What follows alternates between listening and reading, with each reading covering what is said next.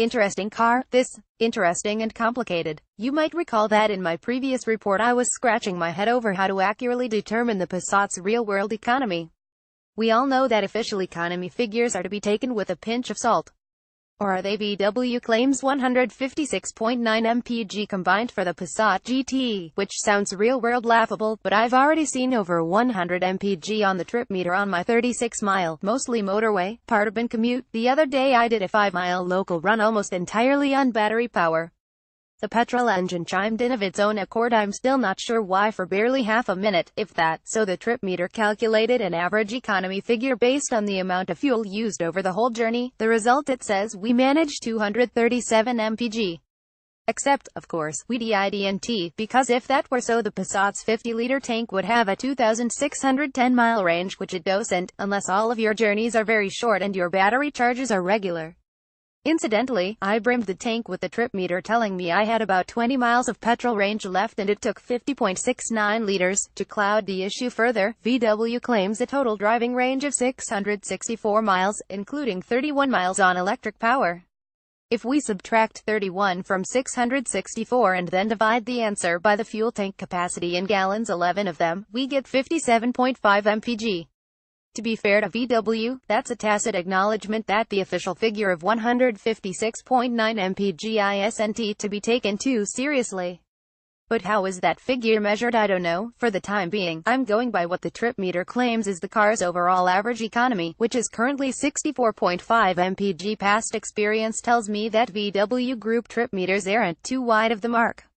I promise not to go on about fuel economy in my next report. It took 1,374 miles for me to realize I could toggle between the Passat GT's power sources with repeated presses of the E-mode button next to the gear lever, rather than pressing it once, then selecting E-mode or hybrid via the touchscreen.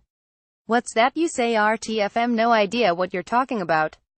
Tim Dixon. Volkswagen Passat GTE Advanced DSG estate price £39,770 after £2,500 GOVT grant price is tested £42,360 after grant options driver's assistance pack plus including emergency assist intervention, dynamic light assist, lane assist, predictive pedestrian protection and traffic jam assist £1,225, dynamic chassis control £725, metallic paint £595, rubber boot mat £45, economy 60.9 mpg, faults none, expenses none. Previous reports were all for diversity around here.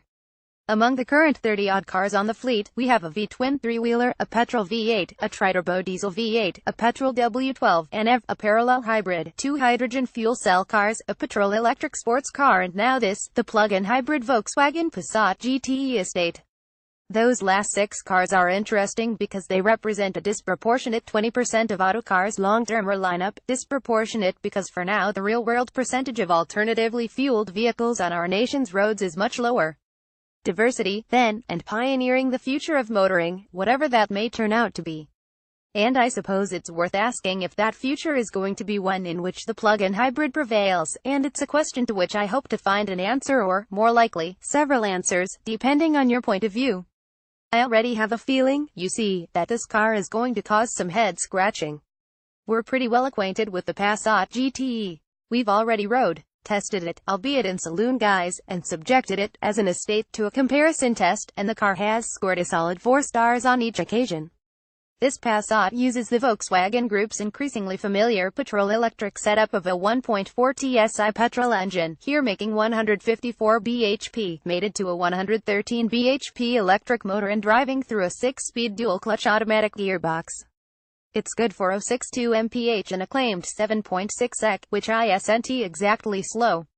The electric motor is powered by a 9.9 kWh battery, which takes about 2.5 hours to fully charge via wall box charger at the office or 4.5 hours via a 3-pin domestic plug at my house.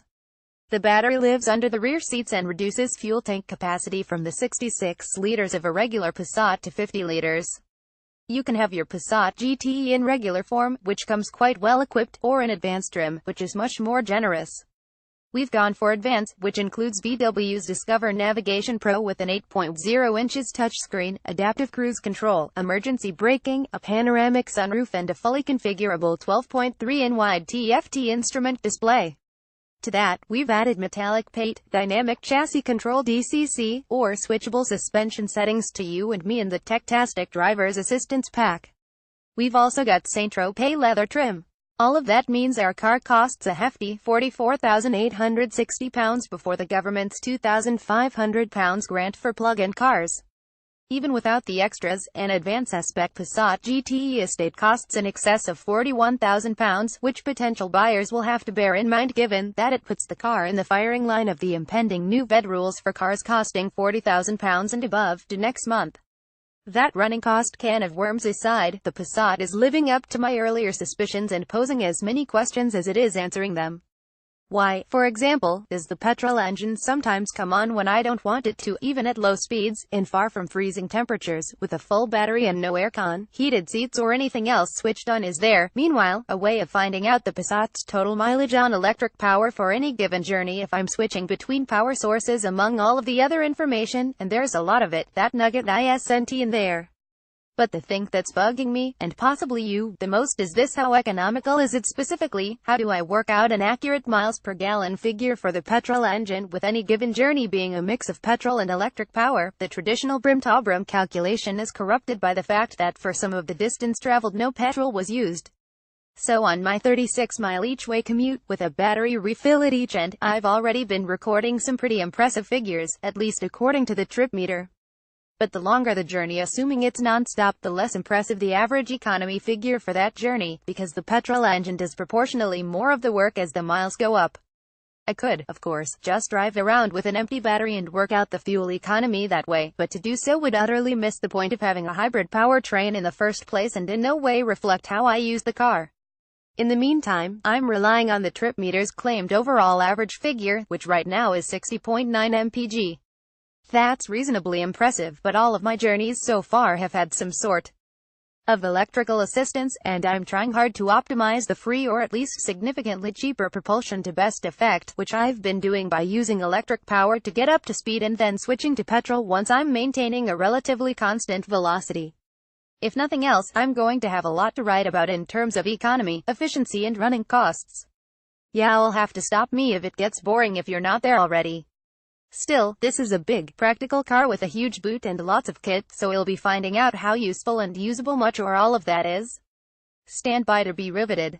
Volkswagen Passat GTE Advanced DSG estate price £39,770 after £2,500 GOVT grant prices tested £42,360 after grant options. Driver's Assistance Pack Plus including Emergency Assist Intervention, Dynamic Light Assist, Lane Assist, Predictive Pedestrian Protection and Traffic Jam Assist £1,225, Dynamic Chassis Control £725, Metallic Paint £595, Rubber Boot Mat £45, Economy 60.9 mpg, faults none, expenses none.